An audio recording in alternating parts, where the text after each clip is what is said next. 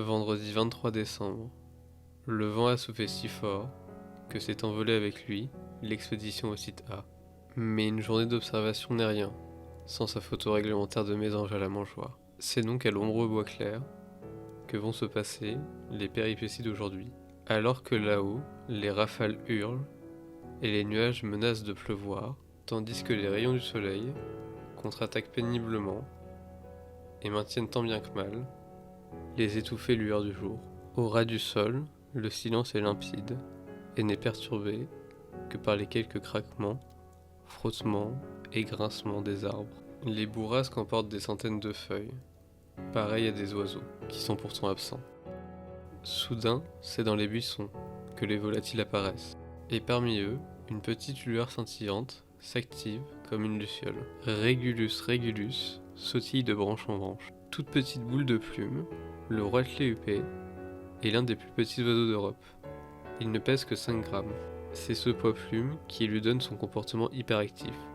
D'une part car cela le rend très agile, et d'autre part car cela l'expose davantage à la perte de chaleur et aux autres conditions environnementales.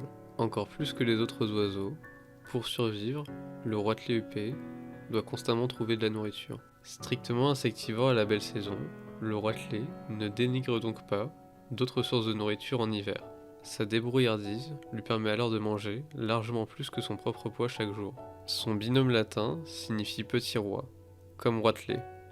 En effet, l'oiseau arbore une impressionnante couronne, une bande noire de chaque côté, comme pour piéger la lumière, vers une mèche centrale, épaisse, dorée et étincelante. Même s'il l'exhibe rarement, c'est cette huppe qui donne ses titres de noblesse au roitelet. Morphologiquement proche des autres roitelets, ses couleurs vives et surtout cette coiffure ne nous permettent pas de le confondre avec d'autres. En plus d'être très agile et rapide dans les branches, le roitelet est aussi un as du vol stationnaire.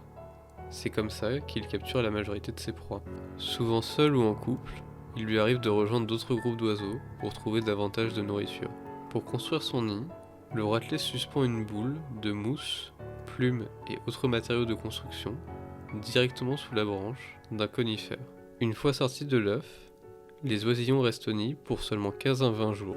Les adultes envolés ont alors une longévité connue de 7 ans, ce qui est énorme pour un oiseau si petit, et parfois plus que certains oiseaux beaucoup plus grands. Même si on l'a bien compris, ce chiffre est exceptionnel en raison de la fragilité du roitelet.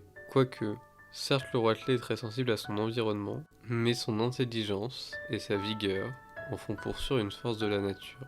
Avec leur vivacité, la majorité des roitelets arrivent donc à passer l'hiver. Toujours en mouvement, il leur arrive parfois de faire une petite pause pour nous montrer leur couronne.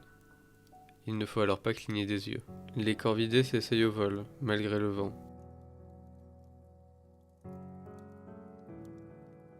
Mais il vaut mieux rester au sol, comme ces deux-là.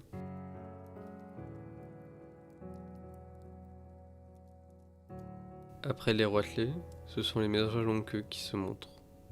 Décidément pas timides cet hiver. La journée finit comme elle a commencé, avec une photo de mésange bleu. Alors que le vent nous pousse à rentrer au chaud et à se dire à demain.